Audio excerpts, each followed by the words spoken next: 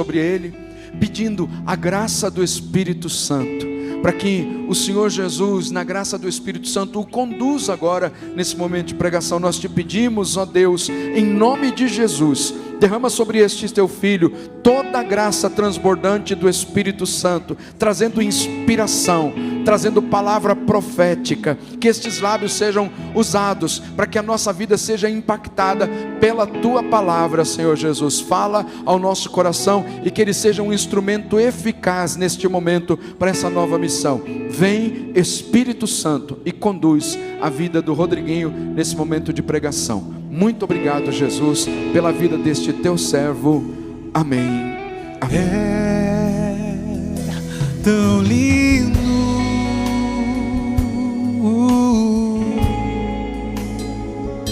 tão simples, brisa leve, tão suave, doce Espírito Santo de Deus.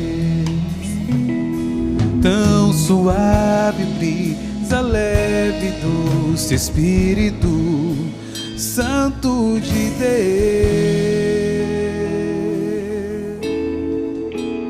Louvado seja nosso Senhor Jesus Cristo. Boa tarde a todos, meu nome é Rodrigo, eu sou da comunidade Betânia Javenice. Nós somos uma rede de comunidades da renovação carismática na Arquidiocese de Pouso Alegre.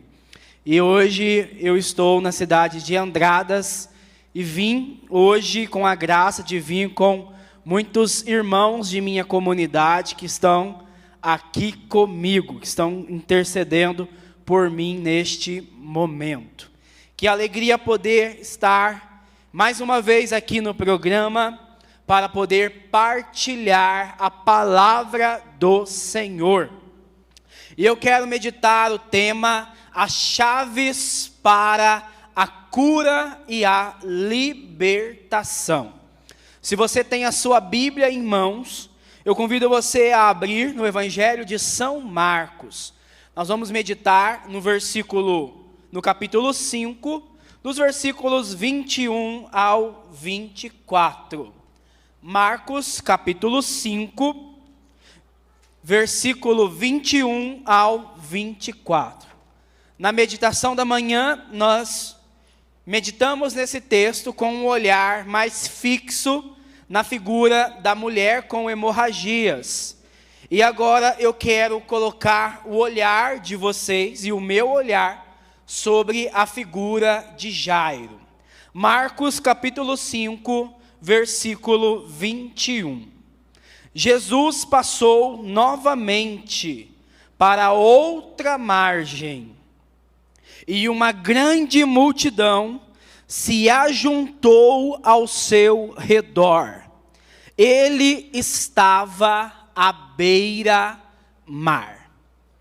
Para você compreender esse início, existia um lago enorme, chamado Lago de Genezaré, que é este mar a qual o evangelista nos fala.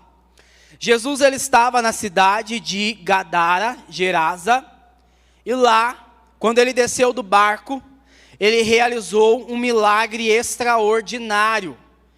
Ele vai expulsar de um homem uma legião de demônios. E este homem começa a anunciar no redor deste lago, aonde haviam 10 cidades, uma decápole, aquilo que Jesus fez por ele em sua misericórdia.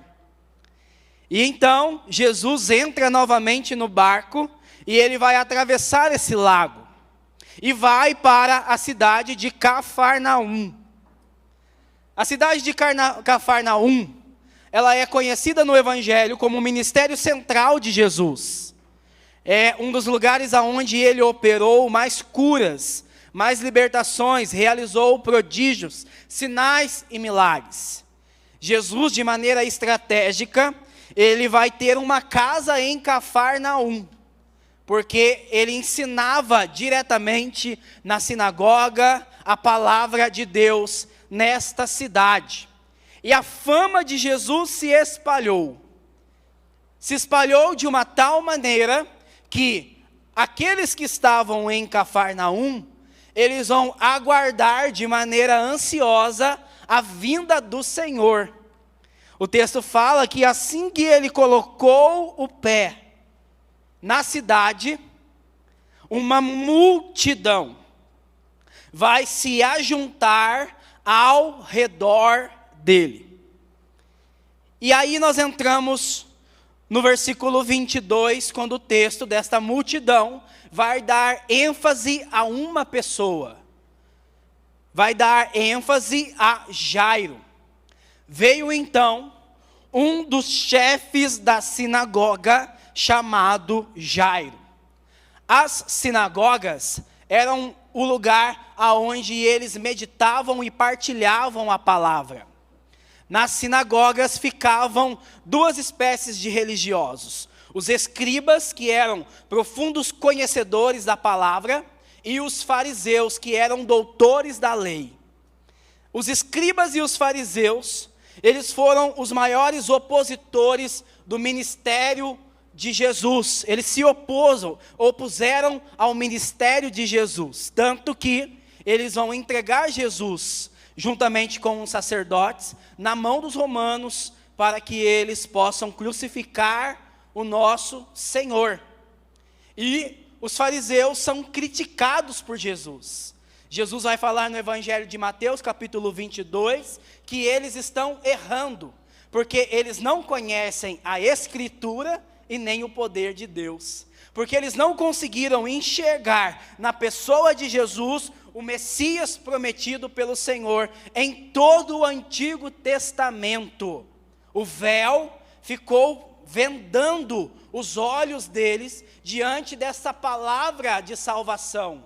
O coração deles se tornaram empedreficados, duros, insensíveis, e eles não experimentaram a salvação que vem de Deus. Essa salvação que acontece na pessoa de Jesus.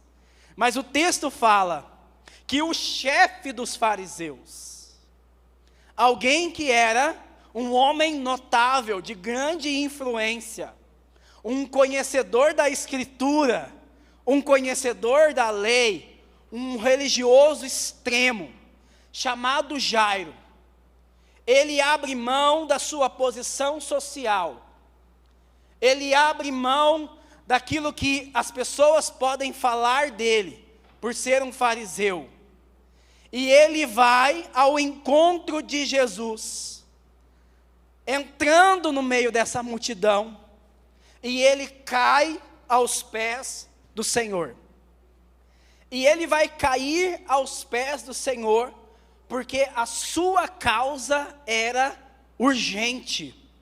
O texto fala, no versículo 22, veio então um dos chefes da sinagoga, chamado Jairo, e vendo Jesus, caiu-lhes aos pés, e suplicava-lhe insistentemente: minha filhinha está nas últimas, vem, impõe as mãos sobre ela, para que ela fique curada e viva.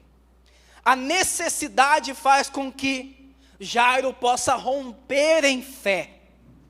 Jairo, ele não se importa mais com a sua posição, com aquilo que as pessoas vão falar ou pensar dele, mas ele cai aos pés de Jesus.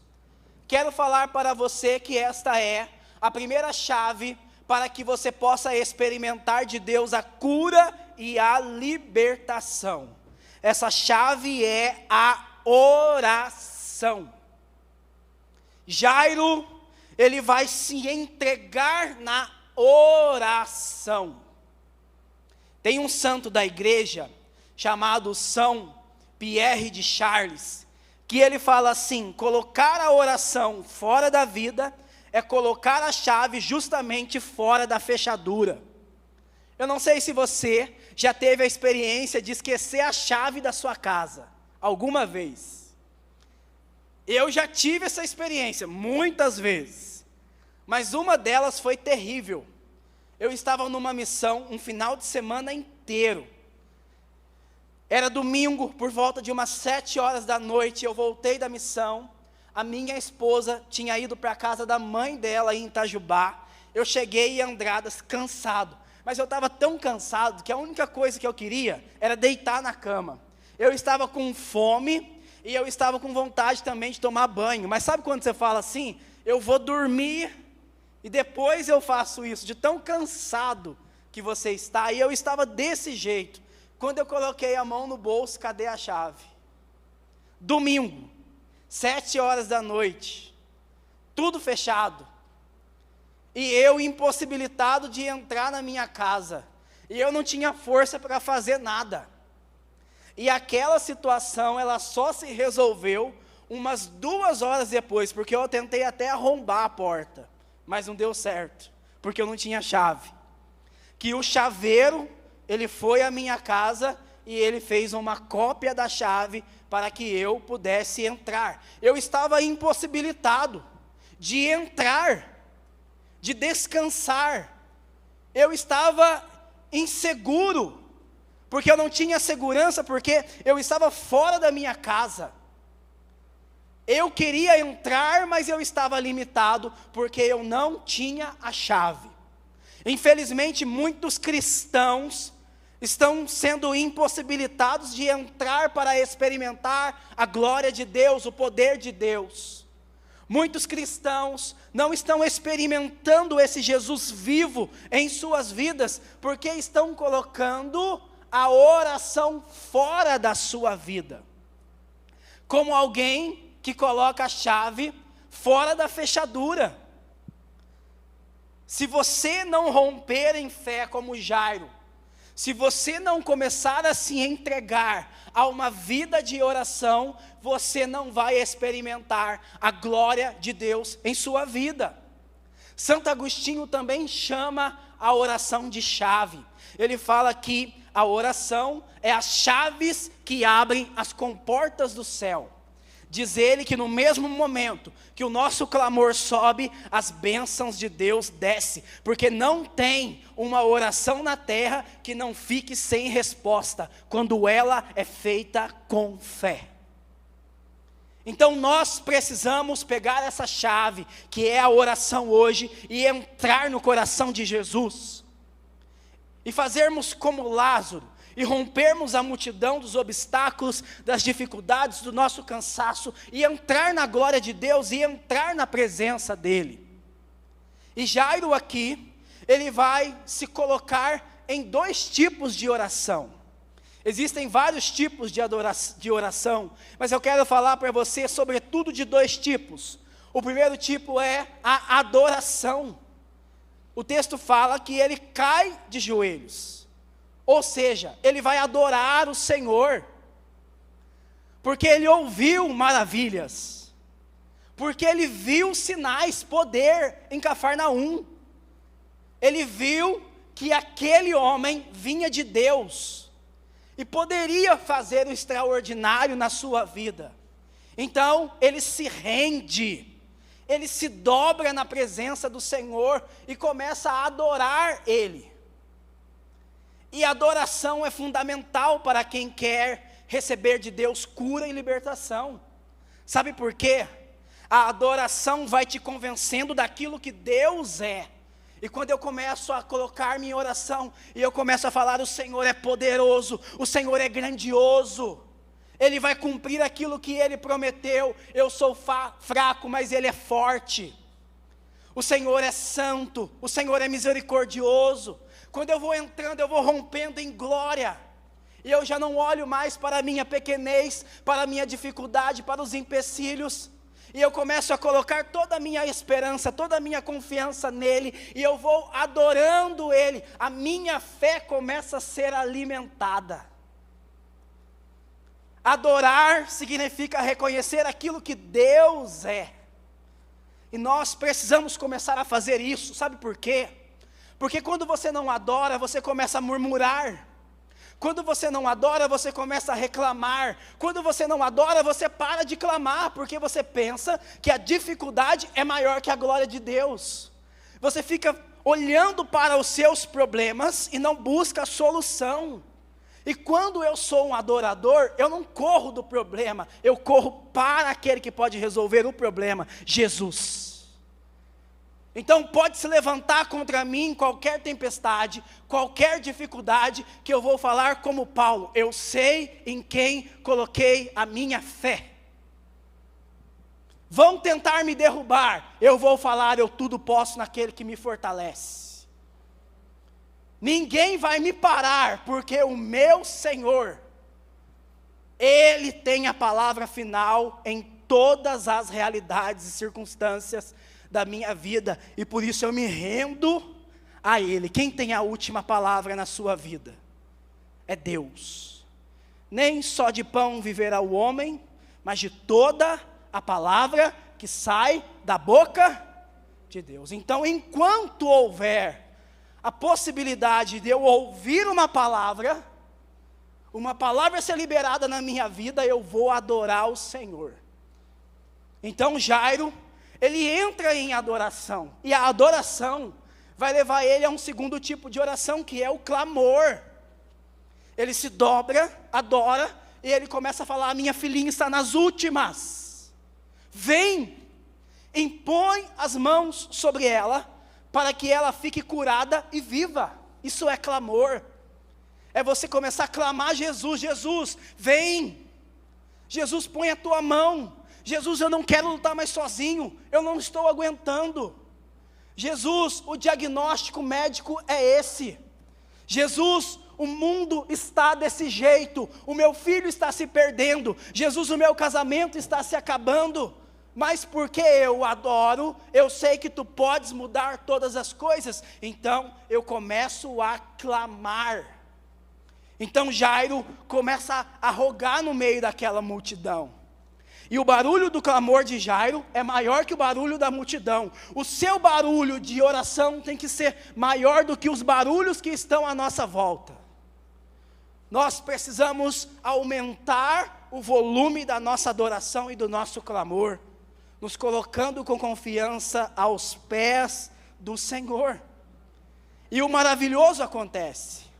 Diz o versículo 24: Jesus foi com ele. Bata no seu peito e fala assim, ó: se eu adorar, se eu clamar, Jesus vai comigo em todas as batalhas. É promessa dele para a tua vida.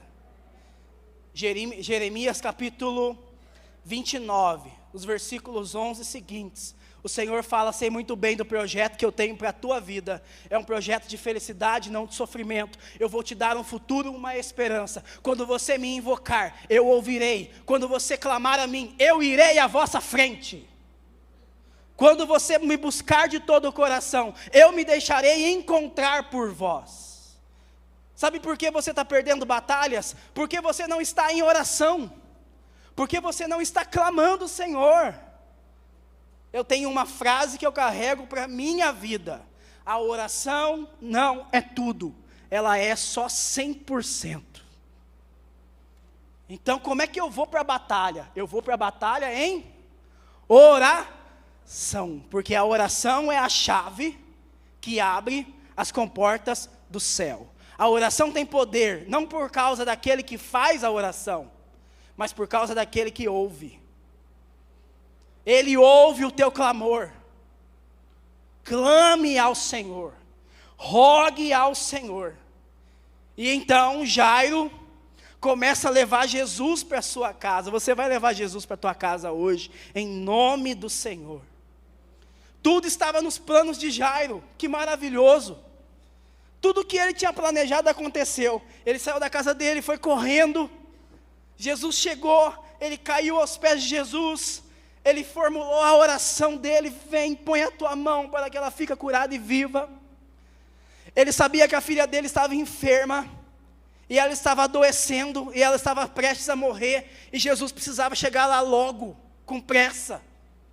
Por isso ele começou a clamar, tudo estava no plano dele. Imagina a alegria de Jairo, sabendo que Jesus estava indo com pressa para a sua casa. Mas nesse caminho vai acontecer algo. uma mulher que também tinha uma fé extraordinária, que ouviu falar do Senhor, ela começou a nutrir no seu coração a mesma fé de Jairo, e ela começou a dizer: se eu tocar nele eu vou ficar curada, eu vou romper essa multidão também, eu vou agarrar ele, eu vou cair aos pés dele, e eu vou experimentar a glória de Deus. E é isso que ela faz nesse caminho, no meio daquela multidão, ela toca em Jesus, e é curada. Ainda tudo estava no plano de Jairo, mas só que as coisas saem do controle no momento que Jesus para. Os discípulos estavam angustiados para Jesus chegar logo, tanto que na hora que Jesus fala: alguém me tocou, os discípulos vão falar: mestre, tu vês a multidão que está em volta de você, e você vai ficar perguntando quem me tocou, todo mundo está esbarrando em você.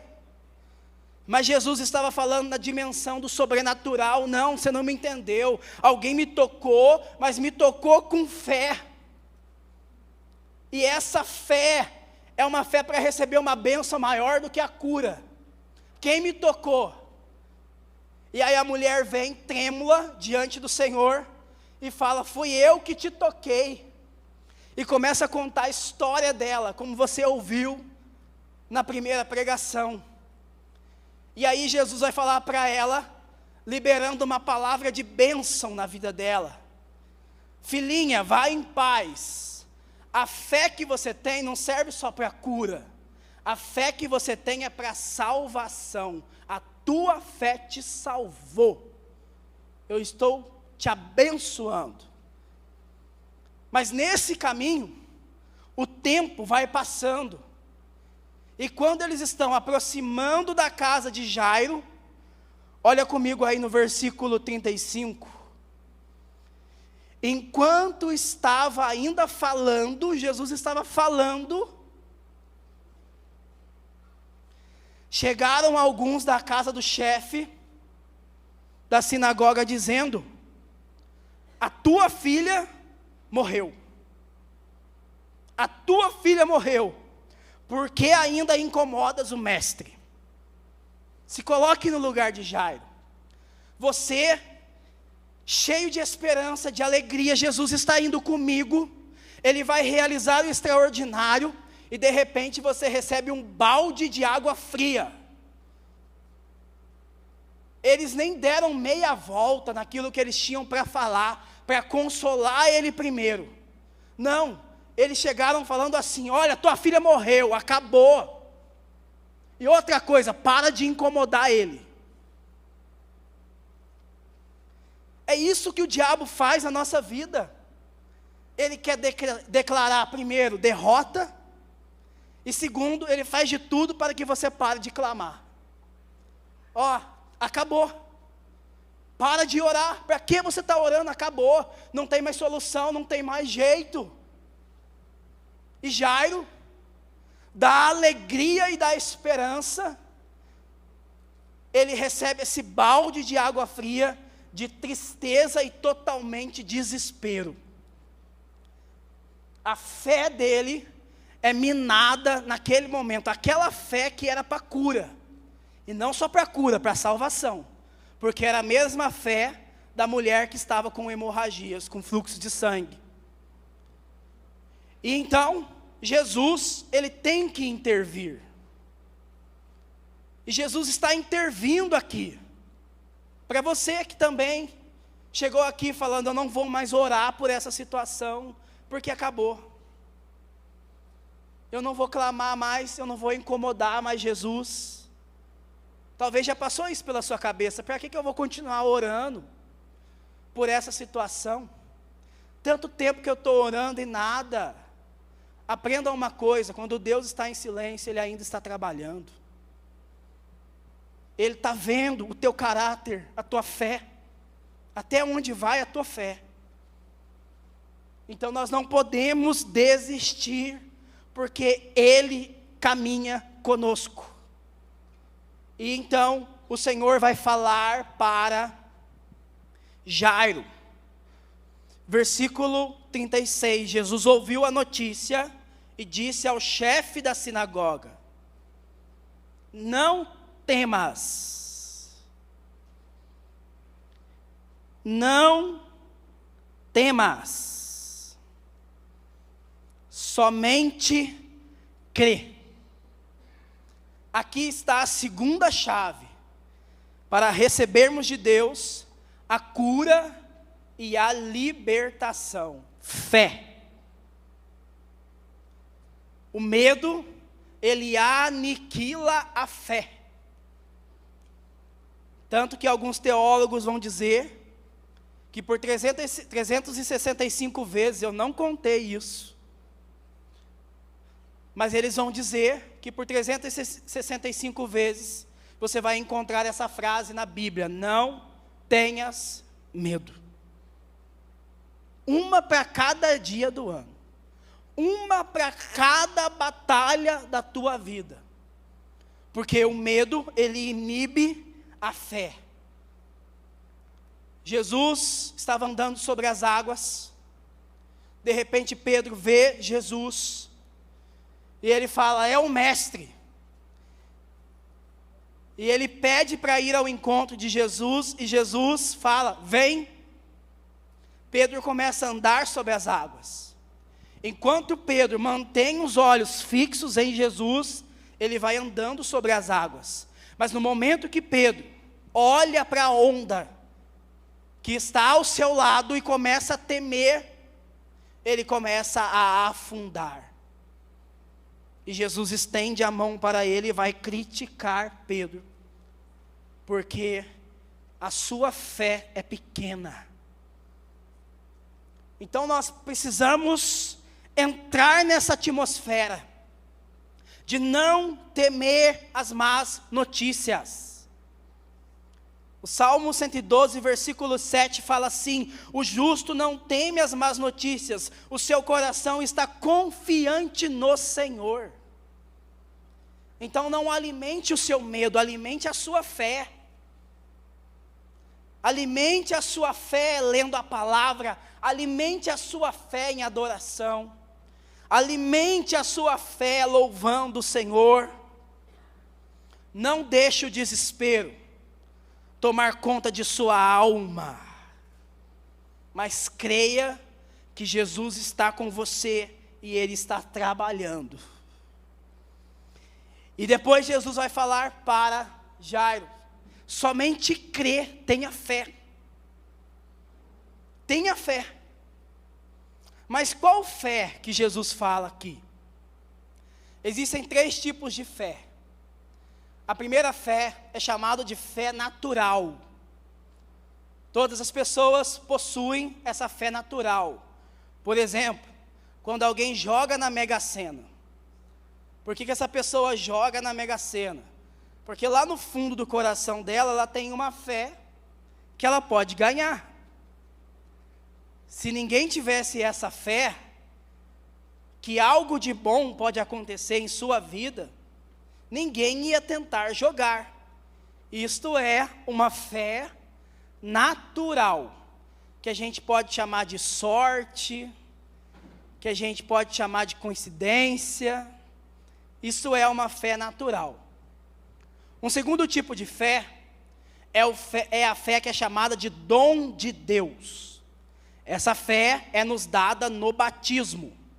No batismo nós recebemos as virtudes teologais, que são 3: fé, esperança e caridade. A fé nos faz crer em Deus, crer na sua palavra, e nos faz ter a esperança. Nós esperamos na vida eterna, esperamos em suas promessas. Mas a fé que Jesus fala aqui, não é a fé natural, e também não é a fé teologal, não é a fé dom de Deus, mas é a fé que São Paulo fala na primeira carta aos Coríntios, capítulo 12, no versículo 8 e 9, é a fé carismática. Essa fé carismática é uma manifestação do Espírito Santo em nós. É uma fé que nós não vamos viver ela em plenitude 24 horas por dia, mas é uma fé que em alguns momentos da nossa vida nós vamos experimentar o poder dessa fé. Essa é a fé que Jesus também vai pedir para Marta e para Maria, quando fala diante de Lázaro que já estava morto, faziam-se 4 dias. Se creres, verás a glória de Deus. Jesus não estava falando da vida eterna. Jesus estava falando que ele ia ressuscitar ele.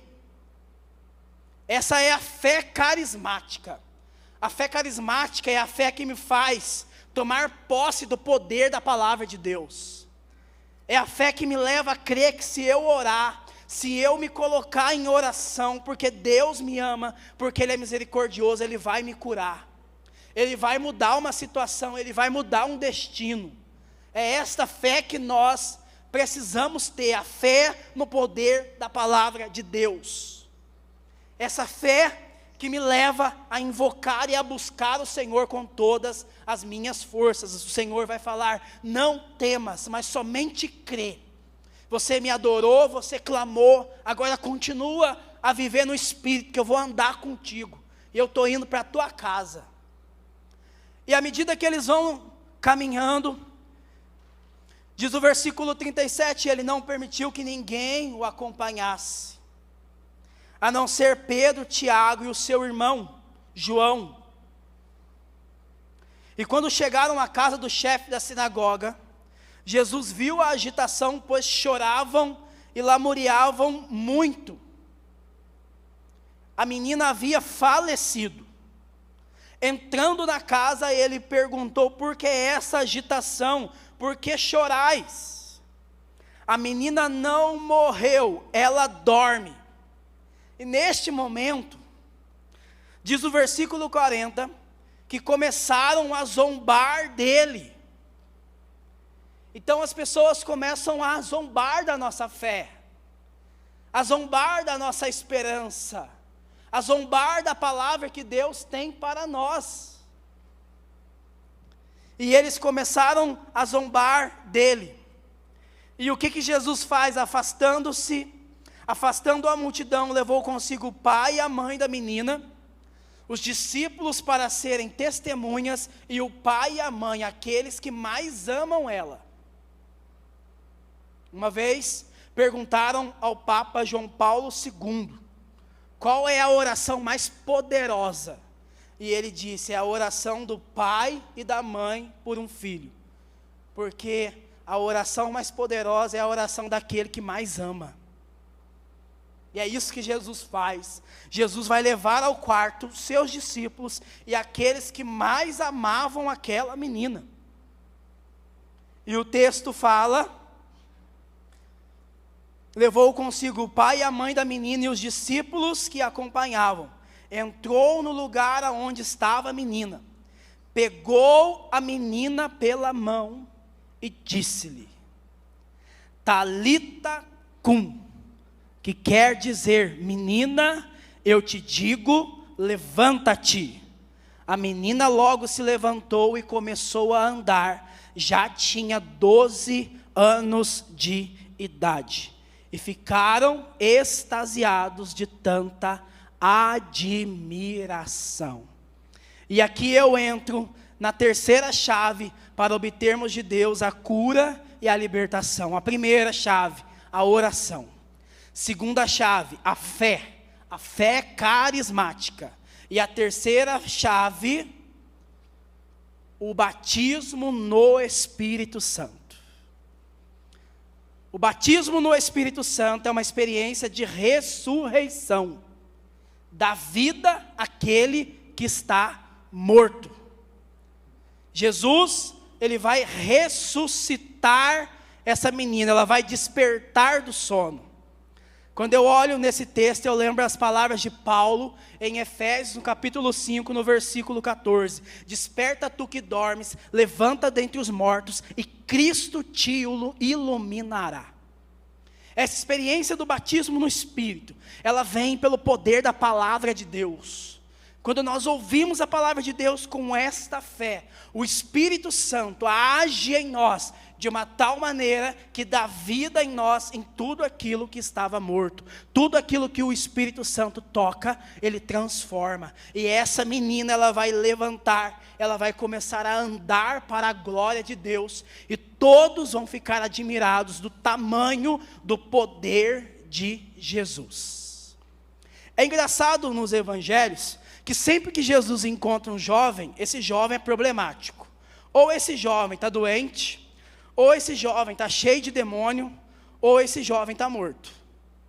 A única vez que Jesus chegou num jovem, e esse jovem estava são, esse jovem era ele era tão rico, mas tão rico, que ele foi incapaz de seguir o Senhor. E talvez seja por isso que a gente tem aquela mentalidade assim: o jovem, ele não vai se converter. O jovem, ele vai demorar para se converter. Eu estou orando. Mas eu acho que só no tempo de Deus, quando tiver velho, que esse jovem vai se converter. Se um jovem experimentar o poder do Espírito Santo, o batismo no Espírito Santo, ele também vai experimentar essa graça de renascer de novo, de nascer do alto, de experimentar a glória de Jesus em sua vida. E isso eu posso falar com clareza, porque há 12 anos atrás eu também estava morto, numa vida de drogas e perdição. Tentei me matar por 3 vezes, não conseguia ficar um dia na minha vida sem injetar uma seringa na minha veia para usar droga. Para as pessoas à minha volta eu já não tinha esperança. As pessoas olhavam para mim de tão magro que eu estava, por causa do uso de drogas, pesando 60 quilos. Hoje eu peso 90. As pessoas olhavam para mim na rua e davam volta pelo outro lado, com medo de eu roubar elas. Fazendo um monte de tatuagem. E cada vez mais depressivo, cada vez mais no fundo do poço, até o dia 23 de maio de 2009, às 4 horas da tarde, quando eu ouvi: Deus pega aquela pessoa que não tem mais jeito, põe uma medalha no seu peito e faz de você um campeão e faz de você um vencedor. Ouvindo pela televisão uma canção, eu caí de joelhos na sala onde eu estava e eu fiz a experiência de ser batizado no Espírito Santo. Depois daquele dia, a minha vida nunca mais foi a mesma. Por coincidência, 12 anos se passaram, assim com essa menina que tinha 12 anos, e eu ainda estou de pé, e eu estou vivendo para a glória de Deus. Creia nisso. Creia nisso. Pega essas chaves agora, pega esse chaveiro agora. Eu vou pegar a chave da oração, eu vou pegar essa chave da fé carismática, e eu vou pegar essa chave do batismo no Espírito Santo, e eu vou entrar agora no coração de Jesus, e eu vou clamar a Ele pela cura e pela libertação, para a minha vida e para as pessoas que eu mais amo. Se você puder, quero convidar você a inclinar um pouco a sua cabeça, a fechar os olhos. Vamos pedir ao Senhor Jesus. Senhor, nós nos colocamos na Tua presença, na Tua misericórdia. Você que está na sua casa agora, Jesus não está preso ao tempo e nem ao espaço. Ele agora pode entrar na tua casa agora. E assim como Ele entrou na casa de Jairo, Ele pode mudar a tua história. Você que está aqui, veio aqui, e também tem uma causa para apresentar ao Senhor, se renda agora a Ele. Se renda a Ele, se coloque na presença dEle. Se renda agora a Ele, reconhecendo que Ele é Deus, reconhecendo que Ele pode, que Ele é todo poderoso. Se renda a Ele.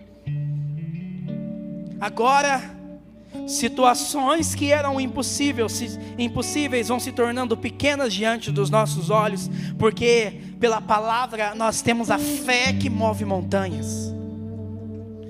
Pela fé eu tenho essa certeza no meu coração, que se eu crer, eu vou ver a glória de Deus, e a glória de Deus é o Espírito Santo agindo, e a glória de Deus é a vida plena do homem, e a glória de Deus é ver a nossa vida sendo impactada pela sua presença, é ver você deixando o pecado, é ver você sendo curado dos seus traumas, é ver você sendo curado de seus males, é ver você deixando essa timidez, esse medo, essa depressão, essa enfermidade, é ver você deixando para trás aquilo que te impede de viver uma plenitude, é calar os barulhos daqueles que zombam da sua fé, porque aqueles que zombam da sua fé também vão testemunhar que grande é o teu Deus, porque Ele não vai te decepcionar, Ele não vai te decepcionar. Comece a clamar agora: vem Senhor Jesus, vem Senhor Jesus. Assim como Jairo, nós caímos aos teus pés e suplicamos a tua misericórdia, e suplicamos o teu poder, e suplicamos o teu amor, Senhor Jesus. Vem Senhor Jesus. Há uma promessa que quer se cumprir em meio a nós. É o próprio Senhor quem diz: pedi e receberei. Vamos ficar de pé, cante. Há uma promessa que quer. Há uma promessa que quer se cumprir em meio a nós. É o próprio Senhor quem diz: pedi e receberei. Nenhum mal irá resistir. Os mares irão se abrir quando a boca de Deus declarar milagres nesse lugar. Levante seus braços, canta forte. Se eu orar, se eu clamar, as muralhas não resistirão ao poder de meu Deus. Se eu orar, se eu clamar, as muralhas não resistirão ao poder de meu Deus. Se eu orar, se eu clamar, as muralhas não resistirão ao poder de meu Deus. com seus braços levantados, comece a apresentar diante do Senhor o seu impossível. Você aprendeu as chaves para a cura, as chaves para a libertação. Não joga fora. Portas se abrirão pelo poder da oração, pelo poder da fé. Senhor Jesus, nós nos colocamos na tua presença, crendo firmemente que o Senhor pode todas as coisas. Não há decreto de maldição, não há muralha, nem decreto de morte que possa resistir ao poder do teu nome, ao poder da fé. Senhor Jesus, nós tomamos posse disso. Tomamos posse, Senhor, da tua graça, diante da morte, diante das dores, diante daquilo que é impossível. O Senhor é poderoso para realizar muito mais daquilo que nós estamos imaginando. Renova, Senhor, a nossa esperança, renova, Senhor, a nossa fé. Levanta os que estão caídos, ressuscita os mortos, Senhor, pelo poder da tua palavra. Nós cremos, Senhor, que o Senhor pode todas as coisas. A tua boca proclama sobre nós milagre na nossa vida, milagre na nossa história. Bendito seja o teu nome, Jesus. Canta forte. Se eu orar, se eu clamar, as muralhas não resistirão ao poder de meu Deus. Se eu orar, se eu clamar, as muralhas não resistirão ao poder de meu Deus. Se eu orar, se eu clamar, as muralhas não resistirão resistirão ao poder de meu Deus. Se eu orar, se eu clamar, as muralhas Senhor, não nós te agradecemos. resistirão ao Muito obrigado, poder Senhor, de meu Deus. pela tua graça. Muito obrigado, Senhor, porque diante da tua palavra nenhum mal resiste. Diante da tua palavra não há sentença de morte, e pelo poder da fé nós somos curados. Muito obrigado, Senhor Jesus. Muito obrigado pela tua graça, pela tua força na nossa vida. Muito obrigado, Senhor. Amém. Amém. Aplauda Jesus, aplauda a tua fé, aplauda a esperança que o Senhor renovou no teu coração. É Ele, é a palavra do Senhor que transforma completamente a nossa vida, que transforma completamente a nossa história.